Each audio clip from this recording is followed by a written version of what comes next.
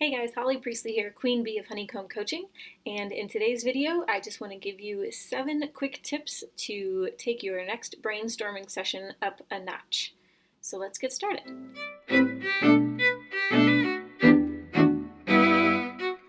Tip number 1 is to defer judgment.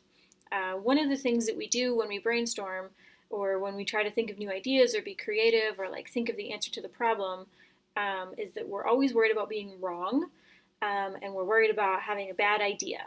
And that is something that we have been taught since we were kids, from going to public schools especially. You always want to be right, and we're not really encouraged to fail or be wrong.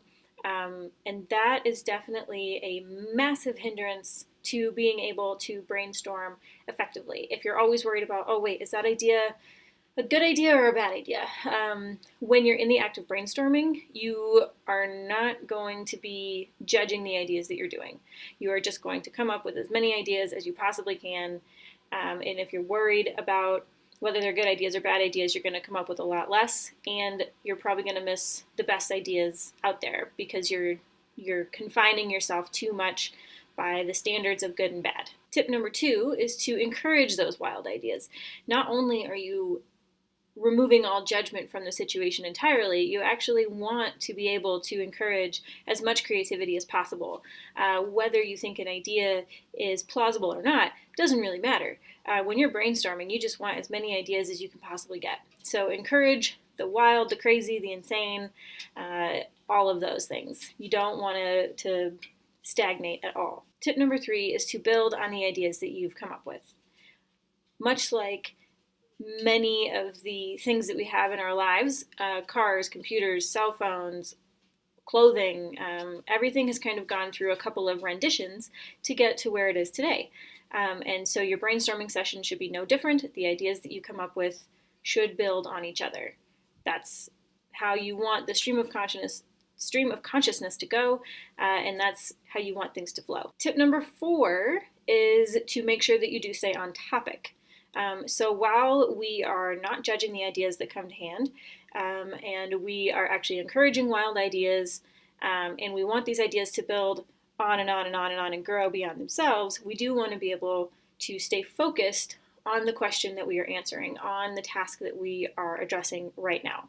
So make sure that you stay focused. Tip number 5 is to have one conversation at a time. Whether this is something that you are doing by yourself or with a partner or with your whole team, you want to kind of have one idea at a time, build on that idea, have all those ideas build on each other and on themselves, but in trying to stay focused on the task at hand, try to stay focused on the particular subject of conversation as well. Tip number 6 is to be visual about it.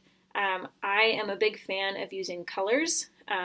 One of the things, let me see if I can find it. One of the things that all of my clients comment on is that I always have my pencil bag with me, and I have a variety of colors in here with pens and markers and things that have different textures and thicknesses and styles. Personally, that's what works for me. I like having a lot of colors around. I like having a pen versus a marker versus a pencil versus whatever, because I feel like different situations need different things. Whether or not that's your kind of visual, I highly recommend you get your ideas up and visual. So if you have a whiteboard or a chalkboard or something to that effect, a lot of brainstorming starts with an idea in the circle and then things shoot off of it in other directions. I'm more of a list maker. Whatever it is that you do, make sure that you can see it, because we are very visual creatures, and that helps us. And talking about things and then writing them down and drawing them out, this helps us absorb what we're learning, what we're thinking about, and where we want to go next. So make sure that your brainstorming is visual. And the final tip, which I feel like should be apparent by now based on everything that I've said, but tip number 7 is to go for quantity of ideas and not quality. This goes back to judgment, the judgment-free zone that we're building.